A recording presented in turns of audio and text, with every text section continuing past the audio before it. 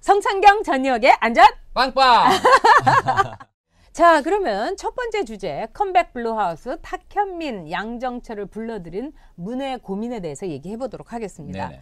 여러분 기억하시지 않습니까? 그 강신욱이라는 통계청장을 지난번에 이제 갈아치웠어요. 그 전에 통계청장이 아주 입맛에 맞지 않는 통계를 한다고 해서 강신욱이라고 일개 연구원이고 통계라고는 해본 적도 없는 연구원을 이 사람을 통계청장으로 문재인 대통령이 임명했습니다. 그때 이 강신욱이라는 사람이 뭐라고 했느냐. 이 은혜, 좋은 통계로서 보답하겠습니다.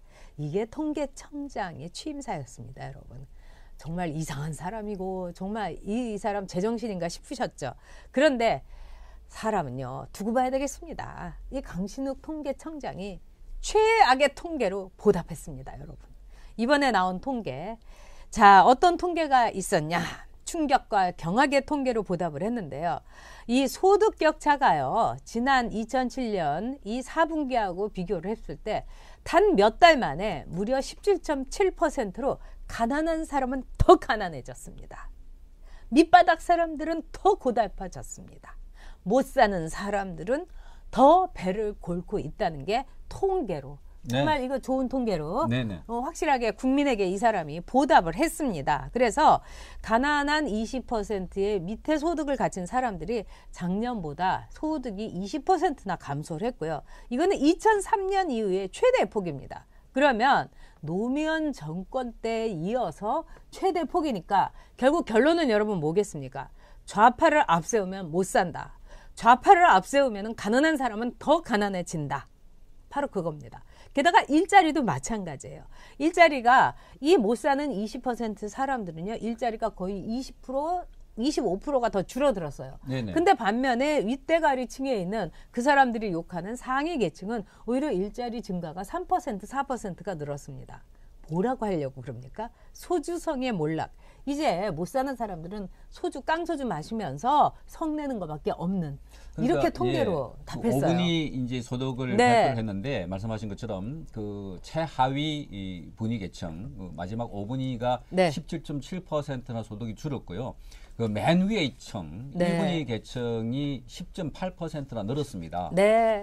지난 분기에 청년 실업 포함해서 실업자가 122만 명으로 17년 만에 최악이다 그랬고 어쨌든 소득 주도 성장을 한다고 그랬는데 아마 빈곤 주도 이 퇴보를 하고 있는 정당이다. 마치 대한민국이 베네수엘라처럼 가고 있는 급행열차를 타고 있다 이렇게 생각이 되어지는데 잘못된 정책은 빨리 버려야 되는데 이 정권은 말로만 국민들에게 성장 포용하고 있지만 그 반대 세력들은 철저하게 배제하고 보복하고 있는 것 같고요.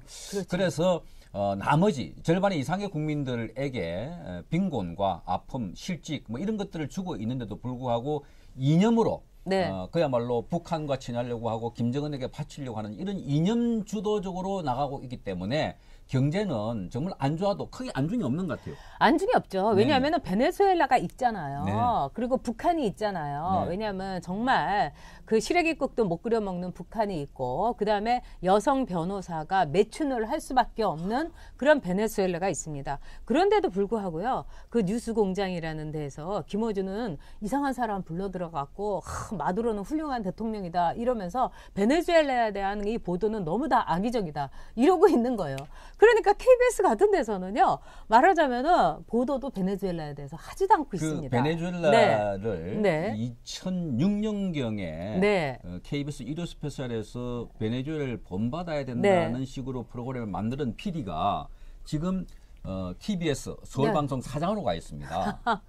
그분이 말하자면 민주노총 산하에 있는 언론노조의 위원장을 했던 분이에요. 그러니까 지금 대한민국 언론을 장악하고 있고 대한민국의 핵심 이념을 전파하고 있는 매체들을 거의 대부분 그러한 그 베네수엘라가 지금 국민이 그 빈곤 때문에 체중이 1년에 한 10kg이 빠지고 있고 국민이 한 20-30%, 한 300만 명 정도가 해외로 탈출 러시를 하고 있는 이런 상황이고 1000%가 넘는 인플레 뭐 이런 상황임에도 불구하고 베네수엘라가 좋다고 했던 사람들 지금 반성하지 않고 그 사람들이 네. 요직에 들어가서 지금 미디어를 장악하고 있는 이런 상황. 그렇습니다. 근데 그런 것이 우리 국민의 세금으로 TBS에서 나오고 있고 그다음에 김제동의 헛소리라든가 그다음에 저널리즘 제의라는 걸 들어야 되는 이 기가 막힙니다. 그러니까 지금 소득 주도 성장 덕분에 뭐 조 머시기는 18개월 만에 11억 재산이 불었다. 네, 저도 그 소식 들었습니다. 장하성도 뭐 돈이 늘었고요. 자, 이런 점에서 정말 소주 먹고 다 국민들을 알코올 중독자로 만드는 게 바로 소주 성장, 소주성이다. 이렇게 볼 수 있는데요. 자, 이렇게 이런 과정이라는 거는 문재인 정권으로서는 가슴이 철렁하는 걸 겁니다. 왜냐하면은 아무리 그래도 이렇게 못 살게 되고 통계가 아무리 비빈다 하더라도 거짓말을 할 수가 없으니까 이렇게 최악의 통계가 나왔는데요. 여기에 대해서 청와대는 정말로 권력의 틈이 벌어지고 있다. 그리고 권력의 누수 현상, 물이 새고 있다. 이제 이렇게 생각을 하는 겁니다. 그래서 주변에서 이 애타게 찾다가 결국은 탁현민을 다시 불러들였습니다. 그래서 왕 행정관 대신에 무슨 자문위원이라고 하면서 너무 웃겼어요.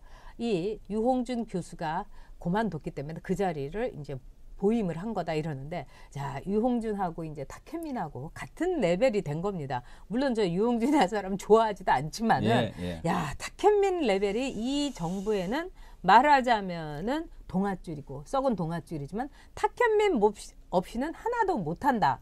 그리고 3월 달에 김정은이 불러가지고 한바탕 쇼에다가 진짜 구판을 벌이려면은 이 탁현민 없으면 안 된다. 이거 아니겠습니까? 그러니까 전 대표님 지금 왜 탁현민을 불렀을까 생각해 보십시오. 이 정권의 핵심 세력들은 주사파 운동권들입니다. 그러니까 청와대에 앉아있는 사람들이 경제 전문가가 아니에요. 말하자면 80년대에 데모하고 주사파 말하자면 김일성과 김정일과 김정은으로 이어지는 북한 3대 세습 체제의 핵심 김일성주의를 자기들의 바이블로 여기는 사람들이 잡고 있는 상황이기 때문에 경제가 안 좋은 거를 뭘로 커버하냐. 말하자면 탁현민을 다시 불러서 쇼, 이미지, 이벤트로 포장하려고 하는 거 아니겠습니까? 얼마 전에 문재인 대통령이 관악구에 가서 도시락을 들고 갔어요. 그래서 많은 사람들에게 나눠주고 뭐 이런 이벤트를 벌였는데 생각해 보십시오. 지금 국민들이 필요한 거는 이런 그 정권으로부터 세금을 많이 받고 뭐 이 복지를 받는 게 아니라 세금을 많이 내는 사람이 필요합니다. 그죠? 경제를 성장시켜서 그 사람들 하여금 밖으로 나와서 정말 그 주도적으로 경제 활동을 하게 만들어야 되는데 계속해서 소득 주도 성장이라는 이상한 또는 최저임금 그 인상을 해서 정말 자영업자들이 폭망하게 만드는 이렇게 만들어 놔놓고 도시락 배달하고 그다음에 쇼를 벌여가지고 뭐 안아주고 하는 이런 이미지를 가지고 정치를 하고 있는데 그래서 다시 돌아간 첫눈이 오면 보내겠다고 한 탁현민 씨를 1년이 지나서 보내놓고 소리가 좀 작게 들린다고 그러니까요. 마이크 한번 저기 해주시고요. 그 다음에 이제 그 얘기는 이제 우리 다 알고 있는 얘기예요. 그리고 여기 계신 분들은 굉장히 시사에 밝은 분들이에요. 그렇기 때문에 우리 방송은 다른 데하고 달리 분석을 하고 있습니다. 그 현상은 다 알고 있어요. 도시락 배달하는 대통령, 그다음에 이용마 기자 간병 가는 대통령, 그다음에 졸업식 축사하는 대통령. 지금 그런 대통령의 역할밖에 할 수 없는 게 문재인의 처진 거예요. 자, 그런 점에서 자, 탁현민이라는 사람을 부른 거는 제일 중요한 거는 아마도 김정은이 가 서울에 올 때에 그 어마무시한 하나의 대하 드라마 무슨 서울은 불타고 있는가처럼 무슨 피바다 연극처럼 어마어마한 연극을 뮤지컬을 하려고 하기 때문에 탁현민을 부른 게 아닌가 이런 생각이 들고요. 그 다음에 탁현민이 저주의 구판을 부르는데 또 여기에 같은 파트너가 있습니다. 바로 여러분도 잘 아시는 양정철입니다. 이 양정철은 여러분 유진용 전 장관하고 예전에 노무현 그 대통령 시절에 누구 꽂으라고 해서 안 받으니까 배째라는 거죠 해갖고 싸웠던 사람입니다. 그리고 이 양정철은 누구냐?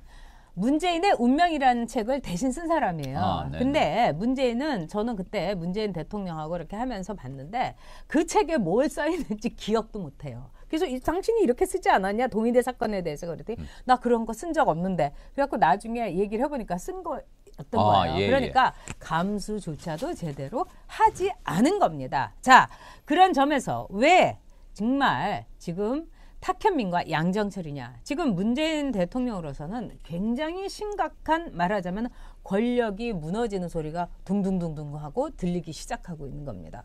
공포의 북소리가 나오고 있는 거예요. 그렇기 때문에 자, 속 썩이는 사람들 볼까요? 튀어버린 문바 1호, 그 다음에 문다혜, 손혜원, 김경수, 거기다가 여러분 김태우를 비롯해가지고, 게다가 얼마 전에 어저께 3년의 징역형을 선고받은 전 정무수석, 초대 정무수석 전병민까지 얼마나 기가 막히겠습니까?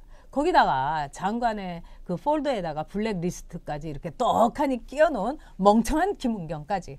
정말 사방이 그렇죠. 예, 예. 사방이 이제 물이 터지고 있는 겁니다. 그래서 골치가 아프니까 이럴 때는 어떻게 하느냐. 일단 이미지로 막고 그다음에 가면을 써야 되겠다. 그렇기 때문에 가면을 쓰기 위해서 탁현민을 그다음에 이 양정철이라든가 여러분 전해철이라든가 이호철이 이 삼철은요.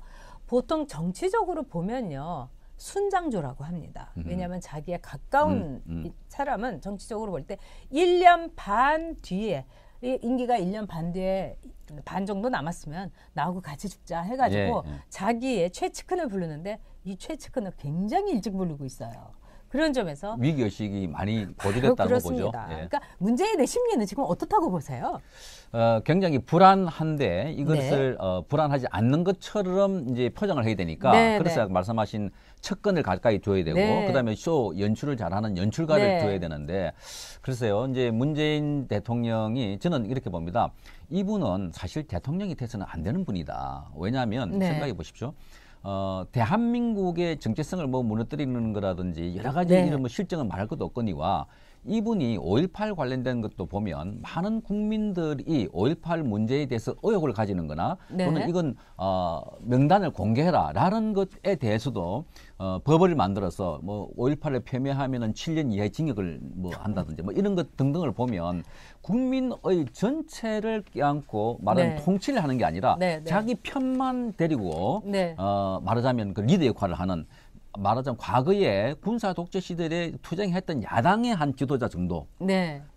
야당도 아주 그 많은 사람들이 아닌 그런 정도를 보면 이게 대한민국 국민 또 소득이 3만 불 되는 G20 국가에 뭐 이런 국격이 있는 나라에 뭐 리더 일까? 그리고 이 사람들을 국제 무대에 내보내서 정말 대한민국을 위해서 우리 국가의 격에 맞는 그런 외교를 할 수 있는 사람인가? 저는 아니라고 봅니다. 그렇습니다. 그런 점에서 뭐 이제 이 문재인이 함량 미달의 대통령인 건 뭐 더 얘기할 것도 없고 탁현민과 양정철의 등장은 뭐냐? 문재인의 위기의식이 발동했다. 그리고 탁현민이 아무리 분칠을 한들 양정철이 그 민주 무슨 연구원에서 뭘 정책을 입안을 한들 다 소용이 없는 겁니다. 왜? 통계가 얘기해주고 있는 겁니다. 아무리 통계청장이 좋은 통계로 보답을 한다 하더라도 이렇게 엉망 통계가 왔을 때 이 정권은 여러분 밑에부터 쫙 무너지기 시작하는 겁니다. 그러니까 이 통계와 탁현민과 양정철이라는 순장조가 일찌감치 등장했다는 거는 순장의 시기가 앞당겨졌다. 맞습니다. 여러분 그렇게 이해하시면 될 겁니다. 오늘은 장영준님 총체적인 부실 덩어리인 정부에 대해서 우리가 통계로서 이제 얘기를 하고 있습니다. 그리고 이 새로운 분은 여러분께 다시 한번 소개를 해드릴 텐데 아까 우리 만들어 놓은 이 패널이 저기 감독님 좀 갖다 주세요. 이 성창경 위원장입니다. 공영노조 위원장이고요. 오늘은 안영환 원장이 개인 일이 있어서 함께하지 못해가지고 오히려 더 센 분을 모셨습니다. 아닙니다. 제 소개를 다시 잠깐 하겠습니다. 해주세요.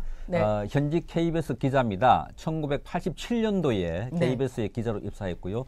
주로 경제 관련 취재를 맡아왔고 얼마 전까지 해설위원을 맡았습니다. 그 이전에 울산방송국장을 한 2년 했고요. 그 앞에는 디지털 뉴스 국장을 했습니다. 해설위원을 할 때 박근혜 대통령 탄핵 즈음에 KBS 뉴스가 너무나 일방적이고 왜곡되고 편파적이고 선동적인 뉴스를 해서 제가 이렇게 하면 안 된다, 하지 말자라는 이야기를 당시 사장에게도 메일도 보냈고 스톱 했는데 먹혀들지 않았습니다. 도대체 이게 뉴스인가 정치꾼들인가 할 정도의 생각을 가져서 그래서 하는 수 없이 공영노조라는 곳이 있습니다. KBS 안에 노조가 3개 있는데요. 크게 민주노총 산하에 좌파 성향의 노조가 있습니다. 거기 한 2천여 명이 네. 넘습니다. 그다음에 원래 있던 노조가 하나 있는데 그 KBS 노조라고 부르는데 거기는 기술직 위주의 엔지니어들이 있는데 한 1,500명 정도가 있고요. 저희가 공영노조는 과거에 주로 간부를 했던 사람들로서 지금은 간부를 하고 있지 않지만 회사를 걱정하는 사람 네. 한 100명 미만에 모여서 만드는 노조인데 그 노조를 제가 약 2년 전에 위원장을 맡아서 지금 KBS 정상화, 문재인 정권의 언론 정책 정말 장악하고 왜곡하고 조작하고 문재인은 칭송하고 김정은은 찬양하는 이런 보도 실태를 국민 여러분들이 알려서 좀 규정하고 있습니다. 그나마 노조라는 울타리를 쓰고 있으니까 이 정권이 얼마나 노조를 많이 챙깁니까? 그러니까 저도 노조를 하기 때문에 그나마 이런 방송도 할 수 있고요. 나와서 떠들 수 있는데 그 대부분에 있는 KBS 구성원들은 지금 고개를 숙이고 엎드려 있습니다. 왜? 아까 말씀드린 언론 노조라는 문재인이가 챙기고 있는 이런 특정 노조가 말하자면 자기들과 편이 아닐 경우 또 과거 5년, 10년 전에 사안들을 조사해서 이른바 보복하려고 하는 그런 시도들이 많이 있었습니다. 때문에 지금 KBS를 포함한 많은 언론사들은 한편에는 정권과 손을 잡은 좌파 노조가 지금 경영을 하고 있고요. 네. 또 하나는 그 기존에 있던 네. 우파 성향의 언론인들에 대한 뭐 보복 조사라고 할까요? 뭐 이런 것들이 있어서 굉장하게 어려운 정말 언론인으로서의 자기 역할을 하기 힘든 그런 상황에 있다 이런 말씀을 드리고 앞으로 하나 둘씩 네. 그 이야기를 좀 나누도록 하겠습니다. 그래서 네 번째 주제로는 정권의 홍위병 방송 KBS 그래서 네. 성창경 위원장의 그 고발 르포를 저희가 듣도록 하겠습니다. 네. 자, 여러분께서도 보셨지만은 100명입니다. 하지만 이 100명이 KBS의 역사를 저는 바꿀 것이다 이렇게 생각을 합니다. 그렇기 때문에 여러분 우리는 소수다. 그렇게 생각할 필요 없습니다. 우리는 소수가 아니라 강한 소수가 정말 100명, 200명 이 숫자가 문제가 아니라 얼마나 응집돼 있고 얼마나 단단한가 이 소수가 역사를 바꿔왔습니다. 네. 우리가 이제 역사를 바꿀 차례입니다.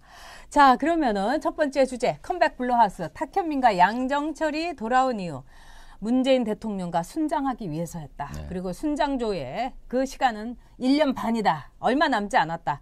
땡겨서 왔다. 이렇게 볼 수도 있다. 여러분과 함께 얘기했습니다.